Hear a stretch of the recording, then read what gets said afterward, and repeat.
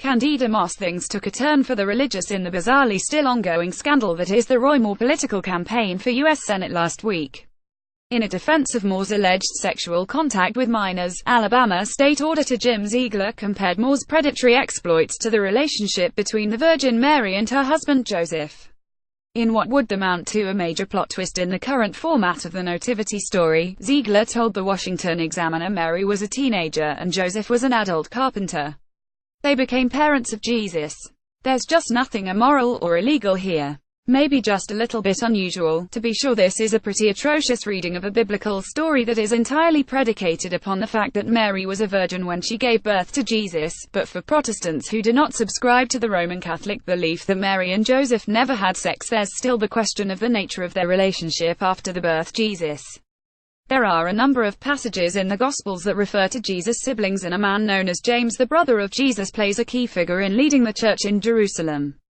Roman Catholics argue that these were either older step-siblings or cousins who were often raised together in the ancient world, but Protestants are happy to read these passages literally, as evidence that Joseph and Mary had children after the birth of Jesus.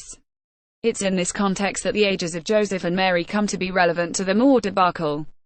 Ziegler is not alone in thinking of Joseph as an adult or even geriatric carpenter. Everyone from Zeffirelli to Christmas card artist does the same, but how much do we actually know about the ages of Mary and Joseph? Neither the Gospel of Luke nor the Gospel of Mary, the only canonical Gospels to include infancy stories, tell us how old they were, but there are non-canonical texts, most of which were written in the 2nd century and beyond, that might be able to help here.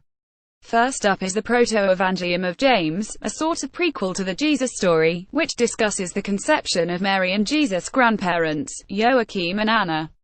It is from this infancy gospel that we get our traditional portrait of the Holy Family. Mary is 12 years old and Joseph is an elderly widower.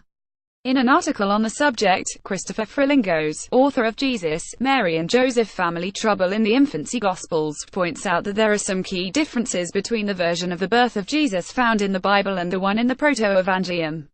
For one thing, Jesus is born in a cave outside of Bethlehem rather than in a manger in the city. For another, Joseph is only betrothed to Mary after he is selected to look after her in a lottery.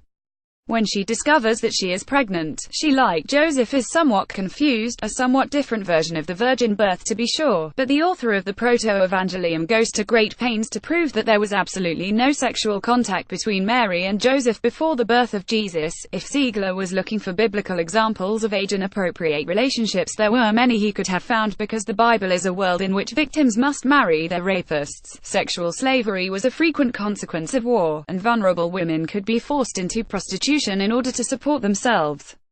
But by selecting the holiest of biblical families, Moore's champions not only attempt to shroud his predatory conduct with a mantle of sanctity, they must read the Bible and expose how unbiblical our nativity stories are.